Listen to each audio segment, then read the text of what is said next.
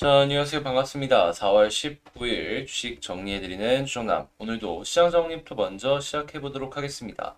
일단 페드의 공격적인 긴축에 대한 우려가 지속되는 가운데 미국 국채 금리가 급등하면서 3대 지수 모두 하락하는 모습이 보여졌습니다. 시장에는 페드가 5월 회의에서 기준금리를 50bp 인상할 것으로 예상하고 있으며 이르면 5월 달부터 대차 대조표를 축소하는 양적 긴축도 발표될 가능성이 큰 것으로 전망하고 있습니다. CME 페드워치에 따르면 연방기금 금리선물 시장에서 페드가 5월 회의에서 기준금리 50bp를 인상할 가능성은 현재 88.8%를 기록하고 있는데요. 당연히 이런 모습이 보여지게 된다면 미국의 국채금리가 급등세를 이어갈 수밖에 없겠죠. 다만 이러한 상황 속에서도 반도체 지수는 크게 반등하는 모습을 보여주면서 이 반도체 비중이 높은 한국 시장의 특성상 긍정적인 영향이 이러한 부분을 통해서 얻어갈 수 있을 것이다 라고 생각할 수 있는 것도 있는데 제가 또 기대하는 부분이 뭐냐 하면 지금 중국 쪽에서 추가적으로 봉쇄하는 지역도 있지만 봉쇄를 푸는 지역들도 있잖아요. 제한적이긴 하지만 그런 모습 자체가 한국 시장 입장에서는 굉장히 긍정적으로 연결이 되지 않을까. 그래서 이제 저는 이러한 부분을 기대한다라는 거, 얘는 이렇게 생각하는구나 참고하시면서 넘어가시면 좋겠고요. 자, 국제유가는 WTI 기준 108.21달러, 1.18% 상승 마감, 채권은 약세, 달러는 강세, 금 가격은 상승 마감하였습니다. 자, 그러면 조금 더 디테일한 내용을 위해서 뉴스를 보면서 하나씩 하나씩 살펴보도록 할게요. 일단 이 에리언, 연준, 인플레 목표를 3%로 높여야 될 수도 있다라고 이야기를 하고 있습니다. 지금 아무래도 이런 소리들이 계속해서 나오다 보니까 인플레 우려 속에서 국채 금리가 3년 만에 최고치를 기록을 하는 등 인플레 관련된 이야기들이 나오고 있는데요. 지금 실제로 러시아랑 우크라이나 사태로 인해서 에너지랑 곡물 쪽의 변동성이 어마어마하게 큰 것들을 이렇게 확인을 할 수가 있습니다. 그러면 이제 5월 달에 FOMC에서 금리 인상 같은 경우에는 어쩔 수 없을 것이다 라고 생각을 할 수 있는데 지금 그 다음에 FOMC에서도 또다시 연달아서 야 이거 잘못하면은 바로바로 금리 인상 두 번 연속으로 되겠구나 이거를 좀 생각을 해볼 수가 있겠죠. 그리고 그런데에도 이 물가가 안 잡히게 된다면 빠른 시간 내에 또 한 번이 진행이 될 것이다라는 걸 예상을 해볼 수가 있고요. 당연히 그런 모습이 보여지게 된다면 시장 같은 경우에는 유동성이 잠길 수밖에 없기 때문에 이 기술주 위주의 추가적인 하락을 어느 정도 예상을 하면서 살펴볼 수가 있고요. 다만 이럴 때 우리가 기대를 할 수 있는 부분은 뭐가 있냐면 최근에 이 미국의 금융 쪽이 아무래도 금리 인상이 단기적에 팍 올라가는 모습 때문에 이 손실이 좀 생겼단 말이에요. 근데 얘네들 같은 경우에는 금리가 높은 고금리를 유지하면 유지할수록 결국에는 높은 실적을 꾸준하게 유지를 할 수밖에 없기 때문에 시장이 안 좋은데도 불구하고 이들은 되게 좋은 모습을 보여줄 가능성이 높단 말이죠. 당연히 한국 시장 역시도 금융 쪽 같은 경우에는 증권을 제외하곤 봐도 괜찮을 것 같다. 저는 이렇게 생각을 합니다. 자, 그리고 이렇게 좋은 부분이 있다면 당연히 안 좋은 부분은 생길 수밖에 없겠죠. 미국의 4월 주택시장 지수는 77로 심리가 악화되었습니다. 지금 4개월째 하락하는 모습이 보여지고 있는데 최근 그 주택에 사용하는 돈이나 아니면 이제 그 원자재 사용되는 양 같은 거를 사용을 생각을 해봤을 때 여전히 높은 위치를 좀 유지를 하는 거를 좀 알 수가 있는데 근데 이러한 이제 주택 심리가 좀 많이 꺾이는 모습이 보여주게 된다면 이거 꺾이겠구나. 고점에서 물린 사람들 타격이 좀 있겠구나. 이걸 생각을 해볼 수가 있겠죠. 이게 어떤 식으로 스노우볼이 굴러갈지는 모르겠지만 하나씩 하나씩 이런 부분이 있다라는 걸 체크를 하시면서 보시면 좋을 것 같고 당연히 이거는 미국의 문제뿐만 아니라 전 세계의 문제이기도 하다. 거기다가 전쟁까지 얹혀졌기 때문에 이번에 세계은행 같은 경우에는 전 세계 성장률을 1% 가까이 전망치에서 낮췄다라고 합니다. 당연히 한국 역시도 여기에 악영향을 받겠죠. 지금 규제 풀어서 혁신형 소형 원자로 개발의 속도를 내야 된다라고 여야가 동시에 같이 이야기를 했습니다. 뭔 소리냐? 요거는 속도를 낼 수밖에 없을 것이다. 자, 그리고 지금 리튬값 폭등이 계속되고 있는데 생산이 수요를 못 따라오고 있는 상황이기 때문에 가격 결정권이 그러니까 판가를 결정하는 게 배터리 업체에 있다라고 얘기를 하면서 비슷한 상황이 뭐 강판도 있고 여러 가지 얘기들이 나오고 있죠. 자, 이걸 보면서 우리가 느낄 수 있는 건 뭐냐 하면 배터리를 사야겠다 이런 것도 있겠지만 이거는 판가, 그러니까 가격 전가가 되는 기업은 지금 이렇게 인플레이션이 심각한 상황에서도 나쁠 게 없다. 결국엔 판가 올라가면은 영업이익률은 일정 수준을 항상 유지를 생각을 하면서 올리는 것이기 때문에 이 영업이익 자체는 올라갈 수밖에 없거든요. 그럼 당연히 회사 입장에서는 더욱더 커질 수 있는 발판을 마련한다 생각해 볼 수 있겠죠. 그래서 이 가격 전가가 되는 기업들 위주로 여러분들께서 살펴보시면 향후에 한 1에서 2년 정도 주식시장을 볼 때 매우 긍정적인 결과물을 만들어 나갈 수 있지 않을까라는 생각이 드네요. 그래서 요거 감안하시면서 하나씩 살펴보시면 좋을 것 같고요. 자, 그리고 폐배터리 재활용주인 세비케미 코스닥 상장을 추진한다라고 합니다. 당연히 여기 회사가 잘 되는 모습이 보여주게 된다면 관련주들 올라가겠죠. 관련주 한 번씩 살펴보시면 좋을 것 같고, 자, 팬데믹 엎친데 겹쳐 지금 개도국 41곳에서 디폴트 경고음이 울리고 있다라고 합니다.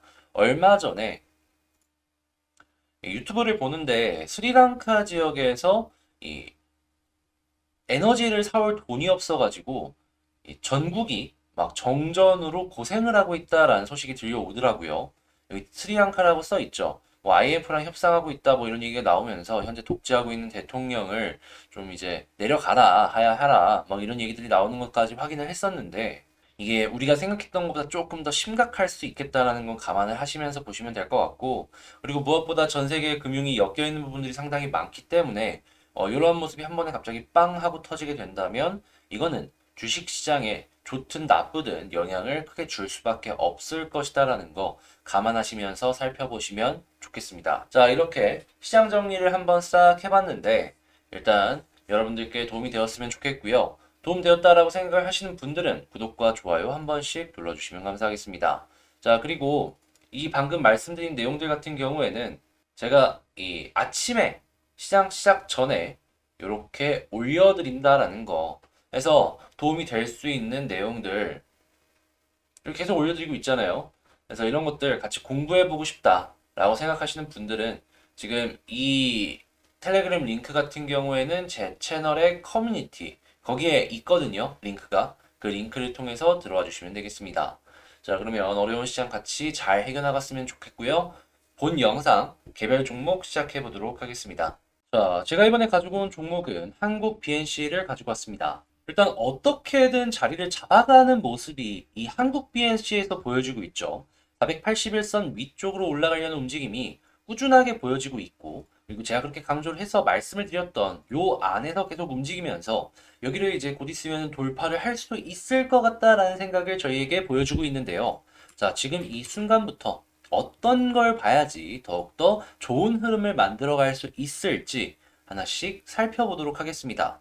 먼저 나온 뉴스부터 보자면 최근에 코로나 치료제에 대한 경쟁이 심화되는 모습이 보여지고 있어요. 물론 이거는 이 임상 3상을 진행을 하는 기업들도 하나 둘씩 거의 끝마쳐지는 모습이 보여지고 있다 보니까 어쩔 수가 없는 내용이다라고 생각을 해볼 수가 있을 것 같은데 근데 한국 BNC 같은 경우에는 솔직하게 생각해 봅시다. 이들과 비교를 했을 때 속도가 느린가요? 빠른가요? 빠르죠.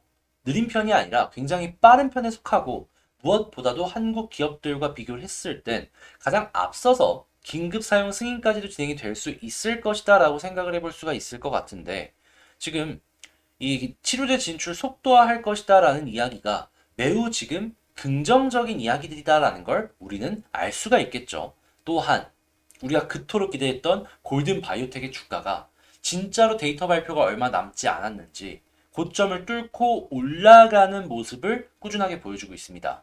뭔 소리냐? 기대감 때문에 올라가고 이게 실제로 좋은 데이터까지 연결이 된다면 한국 BNC 같은 경우에 여기서 튀어오를 가능성이 충분히 높다라는 거예요.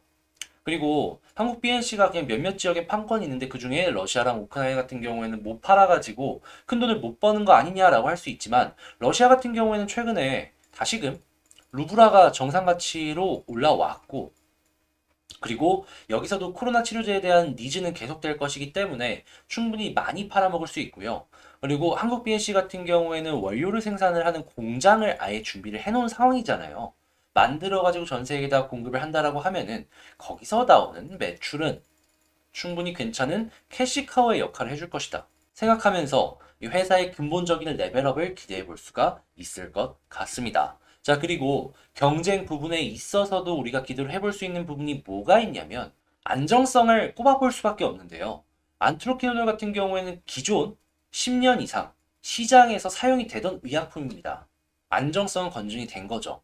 다른 이제 막 발생이 된 신약들과는 안정성 부분에 있어서 비교가 불가능하다라는 것이에요. 그러면 우리는 이거 되게 긍정적이다라고 생각을 해볼 수 있겠죠. 영업 환경에서 앞서 나갈 수 있는 재료는 굉장히 좋은 거니까요. 자, 그러면 수급을 한번 보도록 하겠습니다. 자, 외국인이 계속해서 지금 이 순간에 사는 게 괜한 이유가 있는 게 아니에요. 지금 골든파이오텍 올라가는데 얘도 올라갈 가능성이 높다라고 생각을 하기 때문에 이렇게 살 가능성이 높은 것이죠. 그러면 지금 이 순간에서는 어떤 걸 보면 좋냐? 일단 11선 돌파해 주는 건 이건 너무 좋지. 근데 저는 61선까지만 좀 뚫어줬으면 너무 좋겠다라고 생각을 합니다.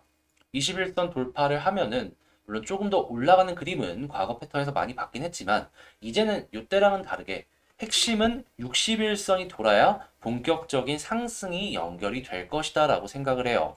그러면 지지라인부터 그냥 간단하게만 생각을 하면서 총정리를 해보자면 1번 요 지금 그어놓은 하단 부근 여기 지지라인. 근데 여기 이탈하면은 이건 조심해야 된다.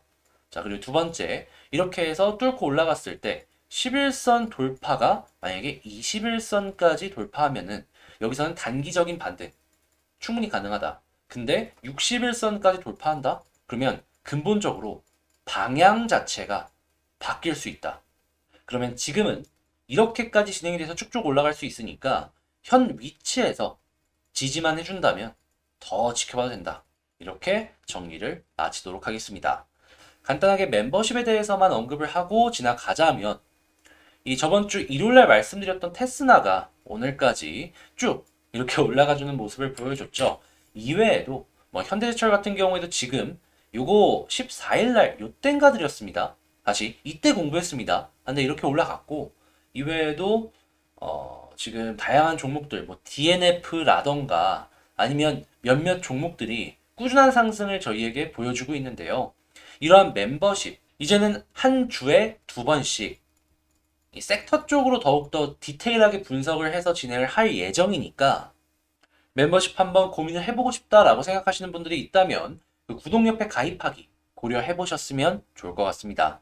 자, 그럼 전 다음에 더 좋은 영상으로 다시 찾아뵙도록 하고요. 영상 끝까지 시청해 주셔서 감사합니다.